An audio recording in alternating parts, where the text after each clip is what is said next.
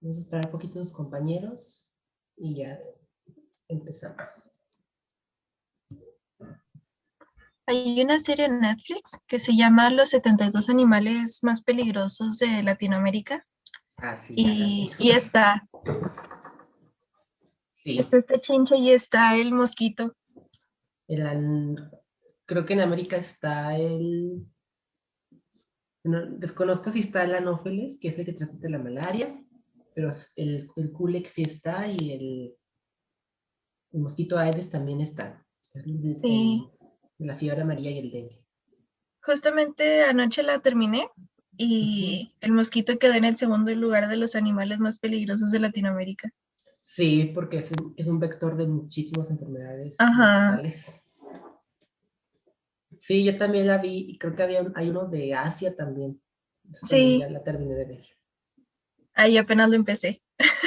No, está muy padre. Sí, de repente cuando estoy preparando clase o revisando sus trabajos, aquí pongo mi celular para estar viendo la serie.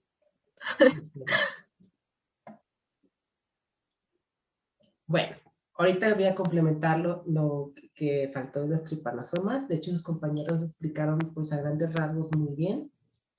Aquí en su programa, chicos, lo que en teoría se supone que tienen que ver, aunque no entiendo por qué, creo que está mal ahí, es Trypanosoma gambiensis. Pero el Trypanosoma gambiensis es un tripanosoma africano. Entonces, a menos que ustedes vivan en África o vayan de viaje a África a trabajar allá o a hacer voluntariado allá, pues difícilmente van a verlo aquí en América. O sea, ese tripanosoma no está aquí. Por eso yo se los cambié por Trypanosoma cruzi, que es realmente el que está aquí en América y en México.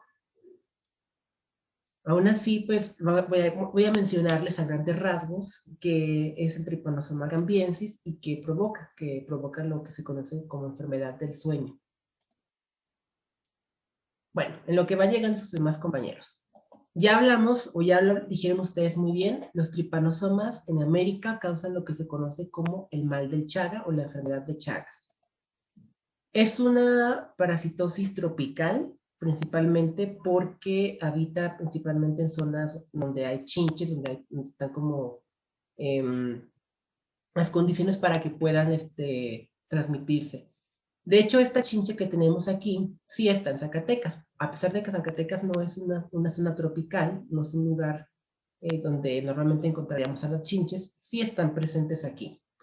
De hecho, por ahí tengo una en colección, a ver si un día se las muestro, pero en las prácticas de laboratorio de los protozoos les pedía y les pido todavía, aún tengo la esperanza de que vayamos, que traigan chinches. ¿Qué hacemos con las chinches? Las aplastamos para que defequen y en las heces de las chinches las observamos al microscopio para poder encontrar tripanosomas metacíclicos, que son los que son infectivos. Realmente todos los tripanosomas son, independientemente de la especie que sea, son muy idénticos, son muy parecidos. La única diferencia que hay es en dónde se sitúa su kinetoplasto, que es esta masa de ADN extranuclear que está aquí. Ese es el kinetoplasto y este es el núcleo del tripanosoma. Aquí toda América o toda Latinoamérica y probablemente el sur de Estados Unidos es un lugar endémico de tripanosomas. Estamos en una zona donde la enfermedad pues es muy común. Normalmente la mayoría de las personas se van a infectar por la picadura de la chinche. Esta chinche tiene una mala reputación o una mala maña porque está como más activa en la noche, pero esta no es el problema. El problema es que siempre por alguna extraña razón nos quiere picar en la boca o cerca de la boca. Por eso se conoce como chinche besucona, porque pues, quiere darnos un beso en la boca, pero nos pica y nos pasa el parásito. Este parásito principalmente es de los más importantes a nivel mundial porque causa muchas defunciones. De repente tenemos pacientes que nunca se dieron cuenta que tenían la infección y caen muertos. Y el único signo clínico que tenían era anormalidades cardíacas o en las ondas de los electrocardiogramas, bradicardia o taquicardia. Entonces es un parásito que tiene también la capacidad de esconderse en el cuerpo. O sea, es algo muy muy propio de estos parásitos. Aquí tenemos a Trypanosoma brucei. Este es el que está principalmente en África y es el que causa la enfermedad del sueño, y este es el Trypanosoma cruzi, el que causa la enfermedad del Chaga. En su morfología, bueno, la hablaron muy bien a grandes rasgos también. Está la forma amastigote, que es una forma redonda y que se encuentra en el tejido, o enquistada o incrustada en el tejido, principalmente en el esófago, en el miocardio y en el esófago. Tenemos a los epimastigotes, que son la forma también replicativa, la que se va como a reproducir. Y tenemos a los tripomastigotes. Dentro de esta fase encontramos a los metacíclicos, que son los que tienen los vectores o la forma infectiva que penetra nuestra sangre. Y tenemos a los sanguíneos, que no es una forma infectiva, es la que ya tenemos directamente en sangre y tampoco es una forma pues replicativa. Los tripomastigotes sanguíneos son los que la chinche va a adquirir nuevamente cuando pica a una persona que está infectada. Esta es la zona endémica donde más casos se presentan de tripanosoma o de mal del Chaga. Tenemos que son más comunes los casos en zonas costeras. En su forma epimastigótica, esta es la forma que se vería. De hecho, se parece mucho en esta forma a la leishmania. Entonces, para la gente que no es como experta en diagnóstico de esos parásitos, puede confundirlo con leishmania si lo ve simplemente al microscopio y no tiene como el antecedente de la clínica. Ya en leishmania vamos a ver que la clínica pues tiene una forma muy, muy distinta. El epimastigote es una forma replicativa, es el que se va como a replicar dentro de lo que es el vector. No es infectiva, está en el intestino de los triatomitos, que son las chinches, y tiene un aspecto más como en punta o pusiforme. Su kinetoplasto pues está muy cerca del centro. Aquí tenemos lo que es el núcleo y tenemos aquí el kinetoplasto. El amastigote, que es la forma de diagnóstico normalmente, la encontramos siempre en tejidos. Es una forma replicativa, está solamente en los mamíferos, que somos pues nosotros. Tiene la capacidad de infectar otras células y este se va a replicar dentro del tejido.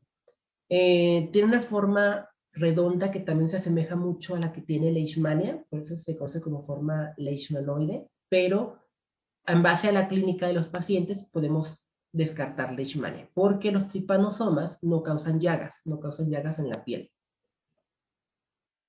Esta forma como tal siempre tiene un aspecto redondo. Su kinetoplasto es este que estamos viendo aquí, es un kinetoplasto pues más como pues plano, rectangular, más aplanado.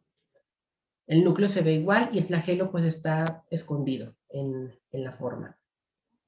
Este es músculo cardíaco y aquí en la histología vemos todos estos que son amastigotes. ¿Cómo lo logramos ver? A través de biopsias. En las biopsias podemos ver todo esto. Los tripanosomas metacíclicos, en este caso son formas no replicativas que van a infectarnos a nosotros. Es la que el parásito desecha en las heces una vez que nos pica, el artrópodo. Porque algo que tiene también de mala maña en la chinche es que nos pica, pero inmediatamente en cuanto nos pica nos hace del baño en la piel, nos defeca en la piel. Entonces ahí a través de las heces de la chinche y de la herida que ha provocado en nosotros, pues se mete el parásito. Tiene una forma alargada, su kinetoplasto en el Trypanosoma cruzi está en la parte frontal, en la parte de enfrente, y su flagelo pues es completamente alargado. De aquí pues pasa a convertirse a un tripanosoma sanguíneo o a ser un tripanosoma sanguíneo porque es cuando está básicamente en nuestra sangre. También no es una fase replicativa y esta es la misma fase que llega nuevamente a lo que es el invertebrado o a lo que es la chinche. Esta fase o el tripanosoma sanguíneo es un derivado de la mastigote. Quiere decir que de este mastigote va a pasar directamente a sangre a convertirse en un tripanosoma pues sanguíneo.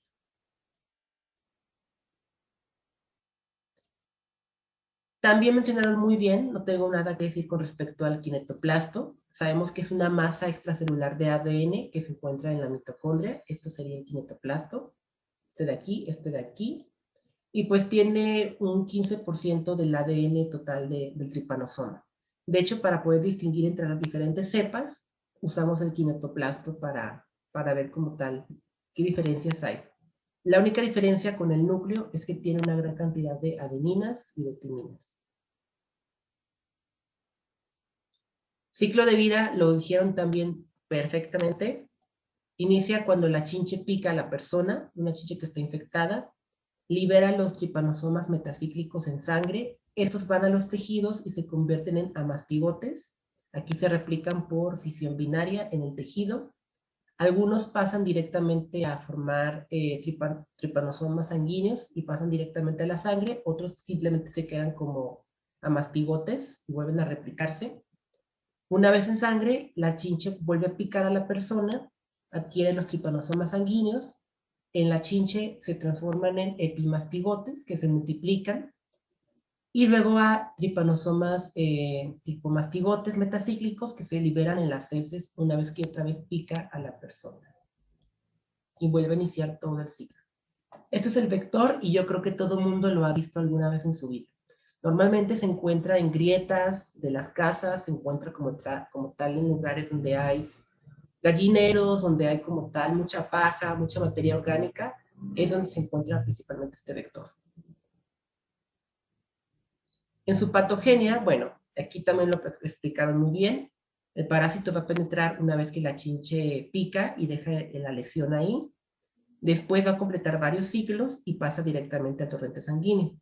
Aquí principalmente es un poco difícil verlos en sangre periférica porque la persona tiene que estar con una carga parasitaria muy alta. En las primeras etapas de la infección, si queremos sacar sangre para verlo, no vamos a encontrarlo probablemente, porque todavía no hay muchos parásitos.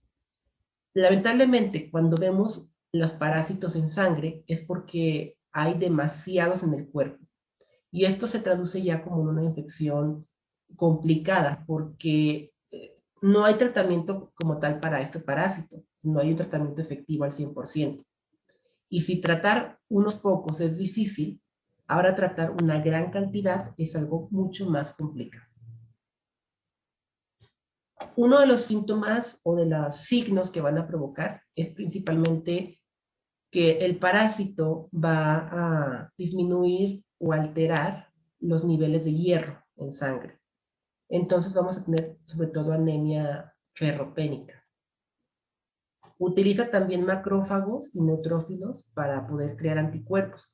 Y aquí es cuando el parásito hace algo que ningún otro de su clase puede hacer. Lo que hace el parásito es imitar nuestros propios anticuerpos. ¿Qué gana con esto? Pues que el cuerpo lo reconozca de cierta forma como propio y que pueda esconderse del sistema inmunológico. Su daño pues es directo a los órganos. Durante su proceso de replicación y la muerte de las células va provocando como daños irreversibles. Hay que cuidar mucho lo que es el hierro sérico y la ferritina. En la biometría hemática busquemos siempre como tal estos puntos porque son muy importantes, pueden causar muchas complicaciones en los pacientes que nos atienden. Rara vez provoca fiebre constante, muy pocas veces vamos a encontrar fiebre, y encontramos sobre todo en el sitio de la mordedura una gran cantidad de linfocitos, de linfa, de líquido hístico, y esto es lo que origina como tal que el chagoma o la picadura se vuelva dura. Todo este conjunto de células vuelve dura como el sitio de la picadura o el chagoma. Va a utilizar también lo que es la fibronectina, que es una proteína de superficie celular, y puede escapar de los fagolisosomas. Aunque un macrófago lo ingiera, puede escapar de este macrófago, puede escapar de estas vesículas de eliminación. Entonces, encontramos también normalmente, ya en la etapa clínica, una respuesta inflamatoria autoinmunitaria. Porque a pesar de que trata de esconderse, como se ve burdamente aquí en la imagen con esta persona en el cuerpo humano, pues llega un punto en el que sí lo reconoce y empieza a atacar no solamente el parásito, empieza a atacar también el tejido que tiene los mismos antígenos. Entonces nuestro propio cuerpo también nos empieza a atacar. Y esto es producto, pues, bueno, es como de las causas, mejor dicho, de que el corazón empiece también a crecer y que el colon también empiece a crecer de tamaño. Esto es como una patología, bueno, voy a decirlo de tal cual, no tan grave. Esto es como lo más leve que puede llegar a causar el parásito. A pesar de que el pulmón se ve ya muy dañado y la persona puede estar teniendo dificultades para respirar, no se compara con el daño que provoca al tejido cardíaco. Aquí el corazón empieza a tener ciertas fallas al momento de la contracción. Ya empieza a tener insuficiencia cardíaca. El tubo digestivo empieza también como a dejar de funcionar y empieza a perder lo que es la peristaltis, o el movimiento que tiene para que el alimento pase por ahí. En su cuadro clínico también lo hablaron muy bien, los felicito por eso. Tenemos principalmente niños que son los más afectados en el cuadro clínico agudo. 70% de las infecciones son de esta clase, infecciones agudas. Periodo de incubación para que parezcan días, 14 días más o menos, y el cuadro dura entre 6 y 8 semanas, como 2 meses. Tenemos principalmente el signo de la romania o de la roña, que es este que estamos viendo aquí en el ojo. A pesar de que te haya picado por acá en el cuello o por algún lado, siempre se inflama como tal lo que es la conjuntiva del ojo, hay un edema. Podemos tener también miocarditis aguda, tenemos también alteraciones del sistema nervioso, fiebre y un crecimiento del hígado y el vaso. Vamos a encontrar ganglios linfáticos como piedras, van a estar muy duros, sobre todo en la parte del cuello y de las ingles. Y sabemos ya hoy en día que como el tripanosoma busca mamíferos, no solamente nosotros somos el reservorio. Otros animales como los armadillos, las zarigüeyas, las ratas, los perros, pueden ser también reservorio de estos parásitos. La fase aguda es la más virulenta y es donde principalmente se diagnostica la infección. En la meningitis, bueno, aquí hay un daño pues que es irreversible. Aquí podemos encontrar más fácilmente los tripanosomas en sangre.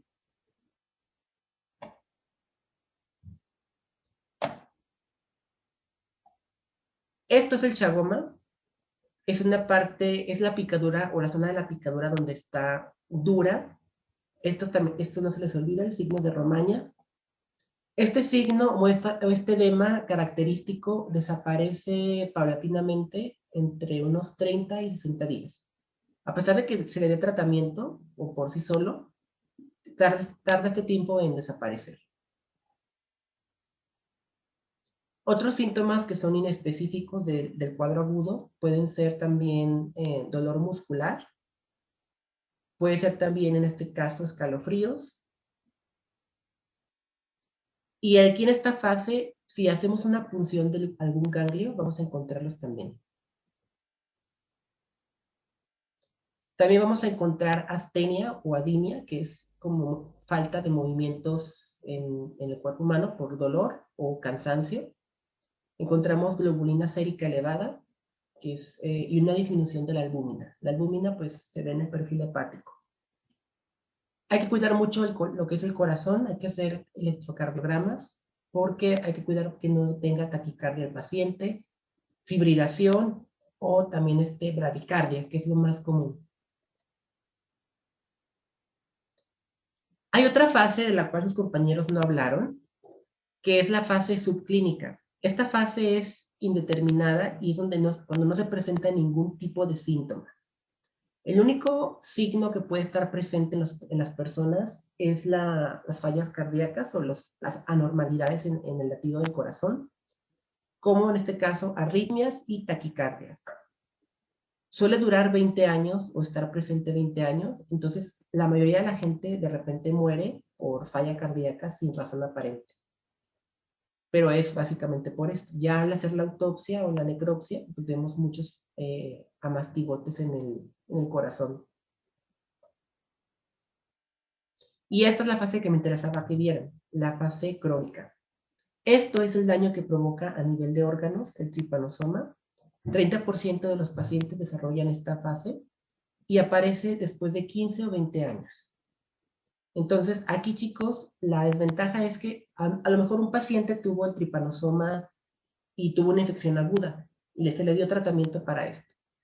El problema es que, como no hay garantía de que se elimine al 100% el parásito, puede que en 15 o 20 años aparezcan estas manifestaciones. Entonces, no, es una de las consecuencias. Aquí normalmente hay un bloqueo completo de las ramas IS del corazón derecho, de la parte derecha, del atrio y del ventrículo. Tenemos cardiomiopatía y colon sí, tenemos un megacolon. Esto de aquí que estamos viendo es el colon. Este de aquí también es el colon. Y obviamente, pues esto ya es un paciente que terminó muriendo por falla orgánica. Aquí el colon ya no funciona, solamente ha aumentado de tamaño. Se ha acumulado pues todo la comida, los desechos. Tenemos fallas en el corazón y el músculo liso, cardiopatía crónica y podemos también tener síntomas neurológicos. En el corazón igual tenemos sobre todo problemas de insuficiencia en la válvula mitral, anginas de pecho o del corazón y aneurismas ventriculares, como este que estamos viendo aquí. Este de aquí es un gran aneurisma. En electrocardiograma tenemos que tener cuidado con el complejo QRS y las ondas P y T, y hay que cuidar mucho lo que es la bradicardia, la arritmia y la taquicardia, si es que está presente en los pacientes. También podemos tener necrosis en algún tejido, como el corazón o el colon, isquemia y fibrilación atrial. Si se fijan aquí, pues el corazón está también muy, muy grande. Ven el tamaño del pecho y ven el tamaño del corazón.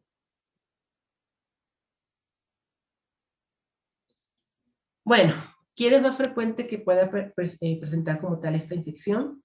Es más común que las personas que son migrantes, sobre todo de Centroamérica a Estados Unidos, contraigan la infección. ¿Por qué? Pues porque duermen en el piso, duermen como tal en lugares que no son muy seguros, y las chinches siempre van a estar como en grietas, en lugares como el suelo, cerca de los árboles, en las casas inclusive pueden estar presentes.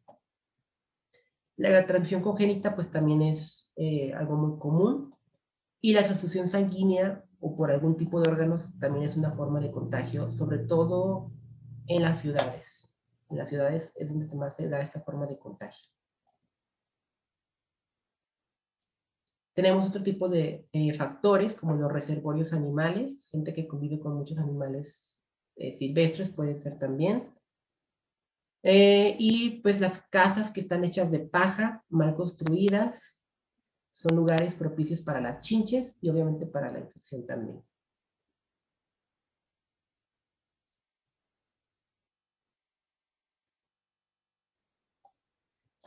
A veces una infección puede estar presente más de una vez, puede haber una reinfección o una recurrencia constante, pero es más común que esto se dé en pacientes inmunodeprimidos y personas que también tengan muchas transfusiones sanguíneas. ¿Preguntas hasta aquí, muchachos? Bueno, de otros animales como los gatos, las ratas y perros, pues también pueden ser reservorios del tripanosoma. El diagnóstico principalmente también es por clínica, clínica y epidemiología. Se trata como de buscar el parásito ya sea en sangre o en tejidos. A veces en sangre lo encontramos de esta manera. Ven, aquí está el parásito moviéndose, muy, muy tenue. Traten siempre de buscar cerca de la picadura o del chagoma para tomar muestras sanguíneas. Si hay inflamación de ganglios, pues también pueden buscar ahí en los ganglios. Si no encontramos al parásito, pueden hacer una biopsia de los órganos, pero también es difícil que a veces lo encuentren, sobre todo cuando no hay síntomas todavía. Y si es así, pues les recomiendo usar, bueno, mandar a hacer una prueba de serología.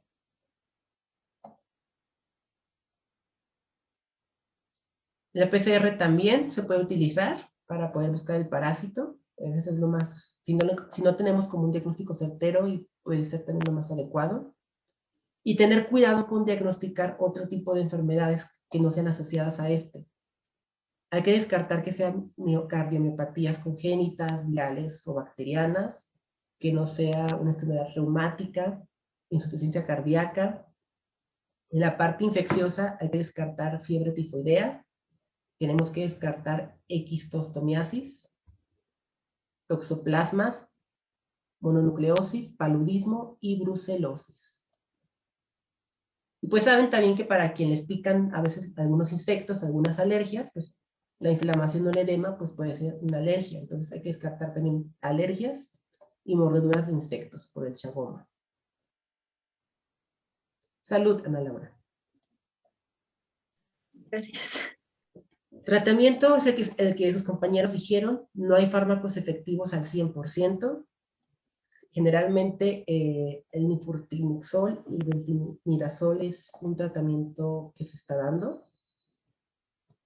Esa es la dosis para darla. Del primero son 4 tomas al día por 15 días. Después repetir 15 miligramos en 4 tomas por 65 días. Es decir, vamos a ir de una dosis mayor a una dosis menor. En el caso de los pediátricos, así debe ser. En adultos es igual. Una dosis mayor de 5 a 7 en 4 tomas al día cada 2 semanas. Y después bajar la dosis o aumentarla, mejor dicho, en este caso.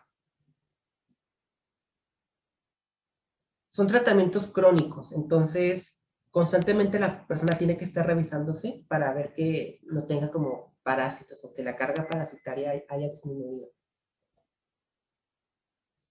Y tristemente, pues son fármacos muy tóxicos también, entonces también tenemos ciertos efectos pues secundarios. Como por ejemplo, tenemos insomnio, hay convulsiones de repente, polineuritis, para quien sabe lo que es pegarse en el codo o pegarse en un nervio, sabe cómo duele el dolor en los nervios. Tenemos desorientación en la persona, parentesia. A veces hay diarrea, vómito, pérdida de peso y dolor abdominal. Mucha gente lo compara con una quimioterapia. Y en otros países, en otros lados, se está utilizando el alopurinol, que es un medicamento para el, ¿cómo se llama? Ay, se me fue el nombre. El ácido úrico, para el ácido úrico. Pero no hay, todavía no hay como muchos estudios para verificar su efectividad. Y como dijeron también, pues el único control es fumigar, cuidarlo de las chinches. Y en este caso hacer un buen estudio de la sangre o los órganos que se van a donar.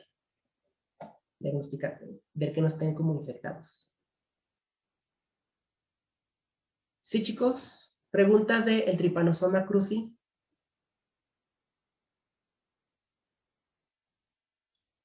¿Ya lo habían escuchado? ¿Lo habían conocido antes? Muy bien. Muchachos, es el que se supone viene en su programa y el que tendrían que haber visto, pero como les digo, a menos que vayan a África, pues no lo van a ver. El Trypanosoma africano es el gambiensis. La única diferencia con el cruzi es su kinetoplasto, que es más pequeño, y provoca lo que es la enfermedad del sueño.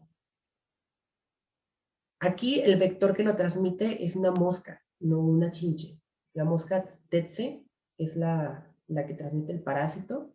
Tiene el mismo ciclo de vida que el Trypanosoma cruzi, a excepción del vector, y es más fácil que encontremos a los parásitos en sangre, en este Trypanosoma. También los podemos encontrar en la linfa y en los tejidos de repente. Pero este parásito no afecta ni el colon, ni el corazón, ni el esófago, afecta al sistema nervioso central. Como ven, pues es el mismo ciclo de vida, a excepción de el vector. El vector es la mosca, pero es lo mismo. Otra diferencia es también la presencia de amastigotes. Los amastigotes no son muy comunes aquí en este parásito porque principalmente los vamos a encontrar en sangre. Y el daño principalmente va a pasar al sistema nervioso. Entonces es más difícil ver como amastigotes en tejidos.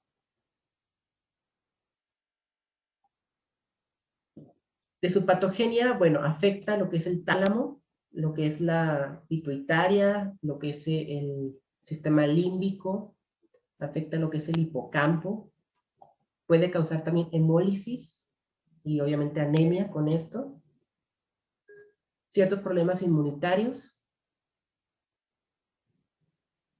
y esto es como el signo más clásico. Hay una inflamación de los ganglios linfáticos en cuello, muy grande. Tenemos también el chagoma, bueno, pues sí, el chancro más bien, se conoce como chancro, que es el sitio de la picadura, pues endurecido, rojo. Hay fiebre intermitente, esplenomegalia, linfadenomegalia, como se observa aquí. Mialgias, fatiga. Y su periodo de incubación de estos síntomas es de unos días hasta varias semanas. Como causa la enfermedad del sueño, y es del sistema nervioso central, pues los síntomas son neurológicos. Hay presencia de demencia. La gente empieza a olvidar cosas, como el Alzheimer. Tenemos ataxia, que es como cuando la gente no coordina bien sus movimientos y camina como borracha. Tenemos también fiebre intermitente, vómito, sudoración nocturna, debilidad. En la noche, muchachos, es una condición del parásito, es cuando tenemos que tomar muestras, solamente en la noche, porque es cuando los parásitos están nadando en sangre muy, muy a gusto, cuando se observa como tal en sangre. También tenemos parentesias y deterioro mental pues progresivo. A veces encontramos parálisis de los miembros, ya sea de uno, de la cintura para abajo, de la mitad del cuerpo o de los 4 miembros o extremidades. Podemos tener psicosis o cuadros psicóticos. La gente no suele estar mucho de pie porque no puede. Simplemente pues, no tiene la fuerza para mantenerse de pie. Llega al coma y la gente suele morir principalmente de hambre porque no puede alimentarse. Hay convulsiones en esta etapa, hemiplegias y la muerte, que suele ser en 12 semanas, de 8 a 10 semanas. A partir de que te pican, pues son 3 meses para que sin tratamiento puedas morir. Mucha gente de África pues muere de esto. Esta es la zona de distribución del parásito. Todo lo que es el centro de África. Y a menos que seas una persona que viaje a este lugar, es la forma en la que puedes contraerlo. También se ha documentado, a diferencia del Chaga, la transmisión de una persona a otra. Su diagnóstico principalmente es por el líquido cefalorraquídeo, hay que buscar ahí, buscar en los ganglios linfáticos y también en sangre, pero la sangre pues nada más hay que tomarla en la noche, verla en la noche. La serología en este caso es como también lo más indicado. Hay que distinguirlo de otras infecciones como la tifoidea, la tuberculosis y el sífilis y el SIDA. Y su tratamiento, pues también es, no es 100% efectivo todavía, controla como tal los síntomas, y es la pentamidina por vía intravenosa, ya que por vía intramuscular causa efectos secundarios como estos, hasta abscesos inclusive. y es cada 20 a 45 horas, bueno, más bien de 20 a 45 horas hay que estar revisando, y es por 7 días el tratamiento por vía intravenosa. En la fase tardía, pues tenemos este otro medicamento que es la eflornitina. También son tóxicos y es por vía intravenosa cada 6 horas por 14 días. Estos medicamentos tienen efectos secundarios en la médula, entonces hay que tener cuidado con ellos porque pueden causar anemia, leucopenia y trombocitopenia. Y en niños pequeños la dosis tiene que ser mayor. 150 miligramos cada hora por 14 días.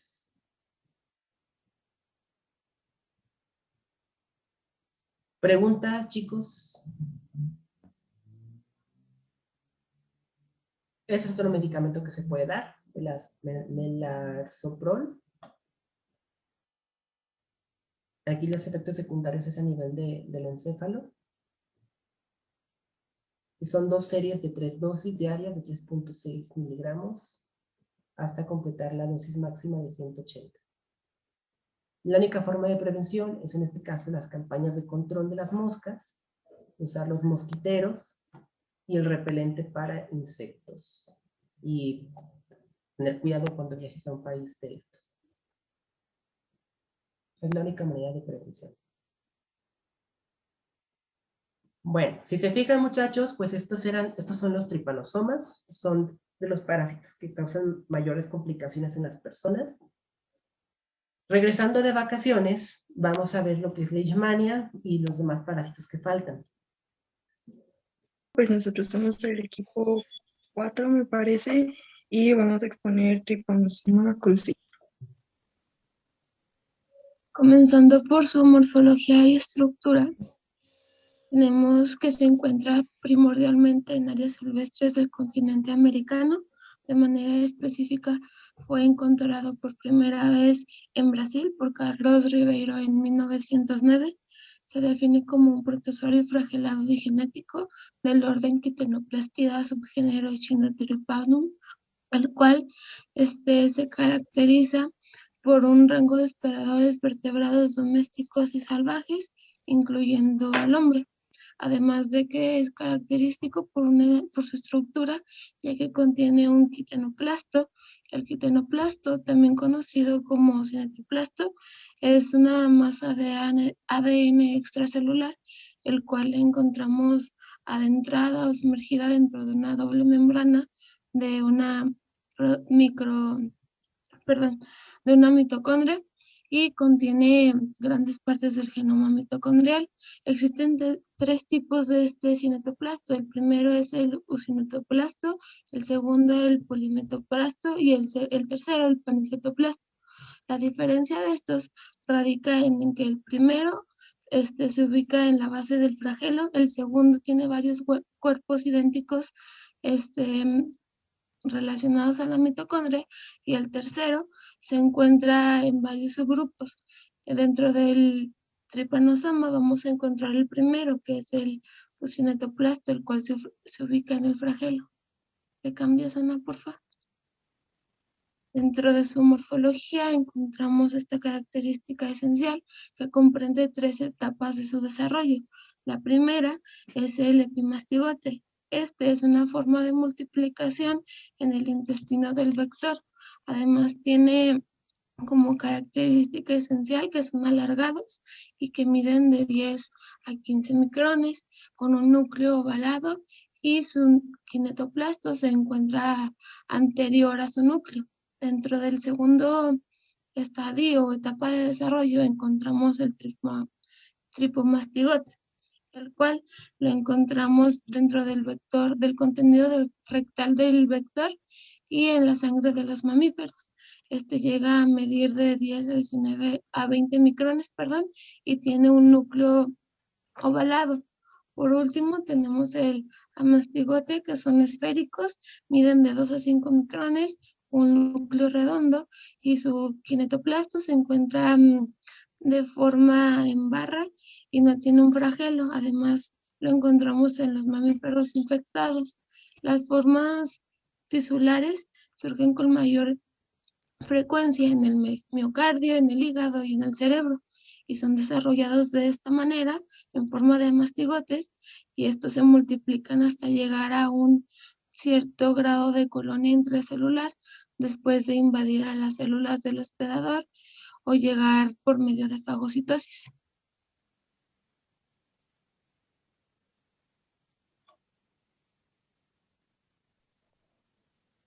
Bueno, dentro de la clasificación tenemos que pertenece al reino protista y su subreino es el protozoa.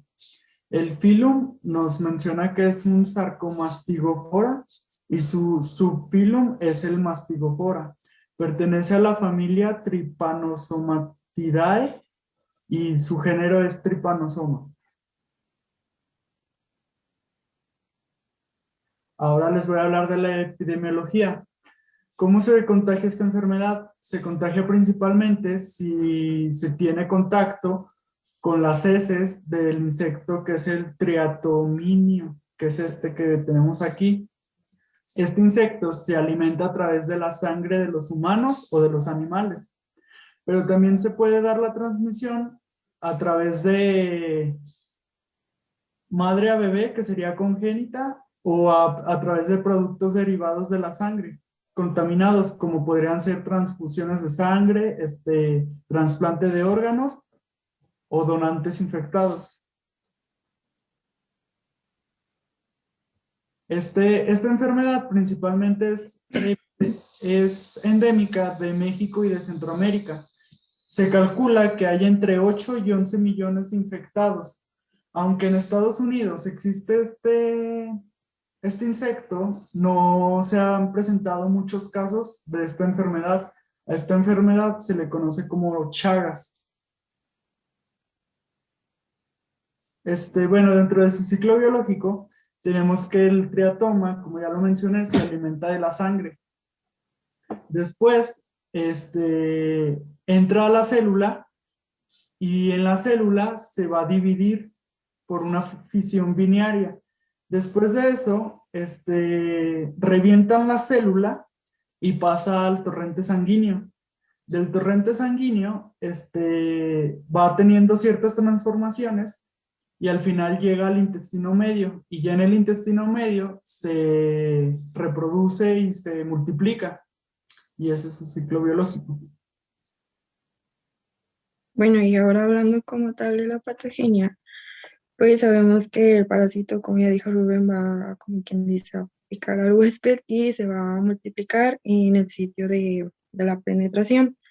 Y como tal a la lesión inflamatoria es a lo que se le conoce como chagoma.